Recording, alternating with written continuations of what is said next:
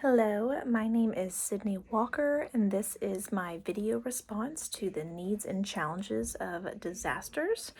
Um, so we'll get into it. So the first question is, what are the needs and challenges of the heroic phase? So the heroic phase can be described as when everyone's getting together, everyone's working together, you're having an overabundance of help, and everyone is ready to get in and take their part in helping each other. It's very unified. It is the phase where people are really coming together more than you would see on the average day.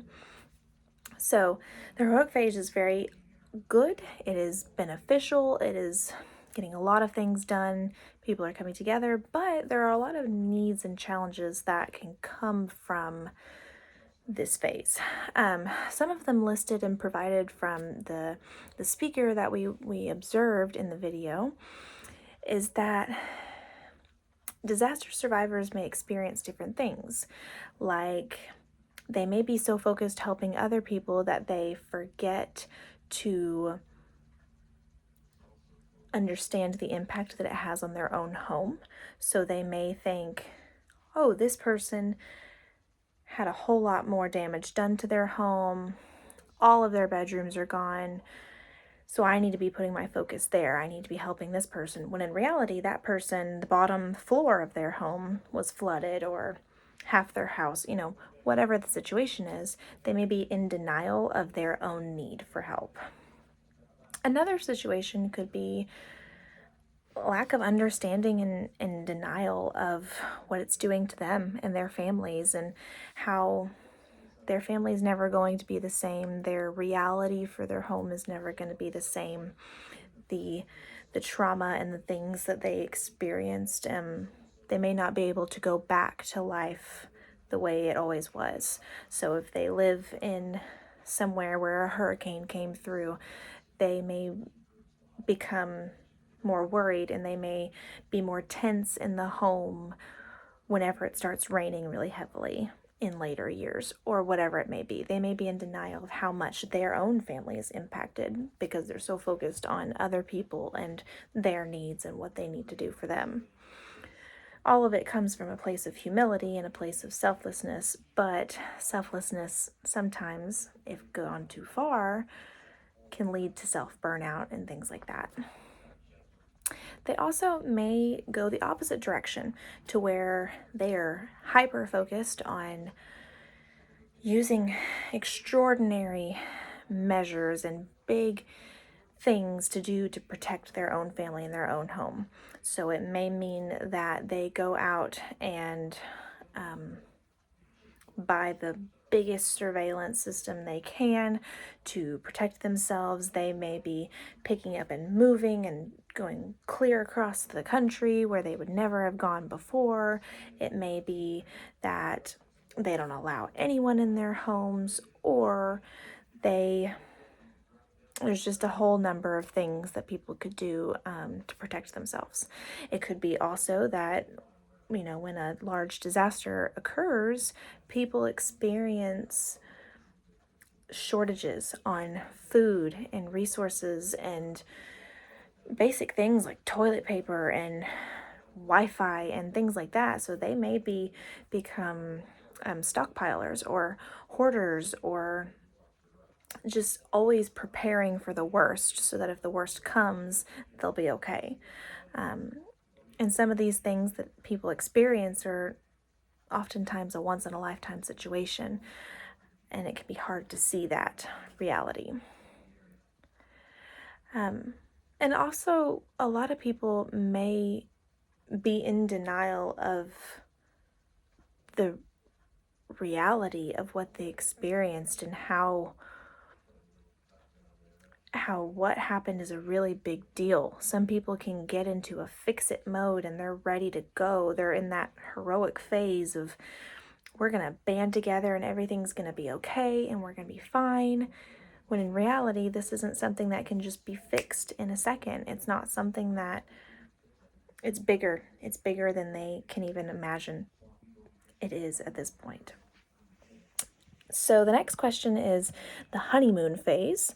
That can include a crash point. So a honeymoon phase is kind of the phase where it's like, oh, we're actually helping, good things are happening, people are healing, the homes are being rebuilt, or the community has come together, everybody's good, we're getting the situation mended, everybody's happy and healthy in theory.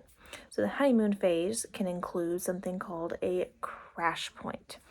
So after the honeymoon phase, where you're feeling good and there's normalcy and all of these things, a crash point can come where people start to discover, oh, I'm exhausted after everything that just happened.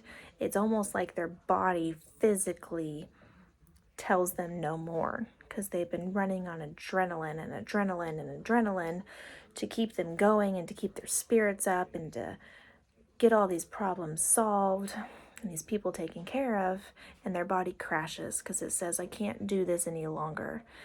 And we talked about before that the people don't realize that they aren't in the short term. It's something that's going to take a lot longer, and so they exert all of their energy and their power into fixing something, and their body can't do that forever. They can't work long hours, and they can't go to work, provide for their home, and then come back and take care of the whole community. It's just not possible for people's bodies to do. So they can see that good things are happening, but in reality, what's going to happen is their body is going to crash, and it's going to start setting in the reality of, oh, this isn't working, or this is going to take a lot longer than we thought, or it's not something that I can fix on my own. Those kinds of realities can be really hard, and in turn we'll have more physical reactions where there's risk of suffering. People pass during this time, people's bodies physically shut down and can't be restarted. And so it can be a hard part where people maybe have been neglecting their lives and their own well-being, and it can result in catastrophic things. After this phase, we've got the disillusionment phase. So this is where there are people in after the crash. It's how people deal with after the crash. And the after a crash can have symptoms like hopelessness, of just feeling like this is never going to end, and abandonment, because all of a sudden, well, where did all the help go? All these people that were here to take care of me are no longer here. Or, oh my gosh, I'm doing this on my own. Maybe you're still trekking and you're still trying to get things done, and everybody else's motivation has diminished, and so you feel discouraged because of that. There's also the fear of finances. The video talks about it, but the financial stress of some people's jobs may no longer be a thing. Their business could have been impacted, or if they're self-employed, they may not have the freedom to go and do those things or replace the equipment they use or the products they use, whatever it may be. And so all of a sudden, affording to rebuild your home or affording to feed your family can all be really stressful.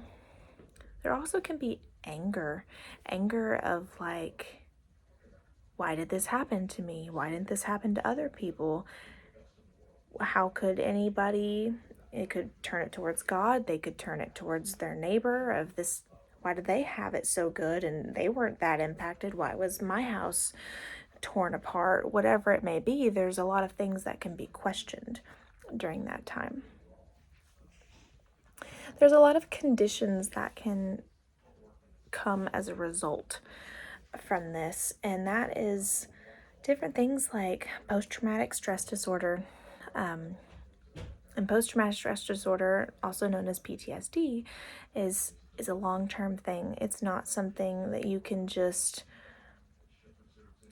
take a medication and feel instantly better. It has symptoms of depression and anxiety, and it has symptoms of nightmares and hallucinations and delusions and disassociation. All of these things can really impact a person's life and can be overall traumatic. And so if this is gone undealt with, it will build and build to where that person will fall apart. They will lose their family members. They will lose their jobs. They can be debilitated to where they can't even leave their home. There's a lot of consequences. Another clinical condition, that's something that I see every day in my professional life, is suicidality. So people at this point can become almost helpless of that. There's no hope, and I can't do anything for myself. I can't fix the situation. And so they get to a point of, I don't want to do this anymore. And they want to be done with. And that's a really dangerous and hard place to be in. So what do we do to treat it? The probably most obvious answer is counseling, but the key with counseling is that with a situation like a natural disaster or an unnatural disaster, is it's long-term counseling. It's similar to what I said with PTSD. It's not something that's just a quick fix and you're over it. This is something that takes efforts, and it takes a long time to process and to relearn and redefine what normalcy is, because there's not ever going to be a regular normal anymore. In an article that I read called Crisis Counselor Perceptions of Job Training, Stress, and Satisfaction During Disaster Recovery, written by a handful of people in the Psychological Trauma Theory, Research, Practice, and Policy journal, really emphasizes the need for counselors to be trained correctly, but also that a counselor has to take care of themselves, especially if you're counseling in your own community that has experienced a disaster, because you can't give and give and give and give and give, because it's the same situation that counselors go through these phases too, where a counselor is in the heroic phase where, okay, I'm going to go to work and I'm going to counsel people and we're going to get it going and everybody's going to feel better. It doesn't work like that, and you have to know your limits of that. You can't help everybody. You can only, if you're helping everybody and you burn yourself out, then you're useless to everybody, right? Because you can't counsel, you can't take care of everyone's needs and your needs. So there's a lot of education, and this journal emphasizes the need for the counselor to prioritize themselves, especially if they are part of the disaster as well. And so that is my video response for the video for the natural disasters, and thanks.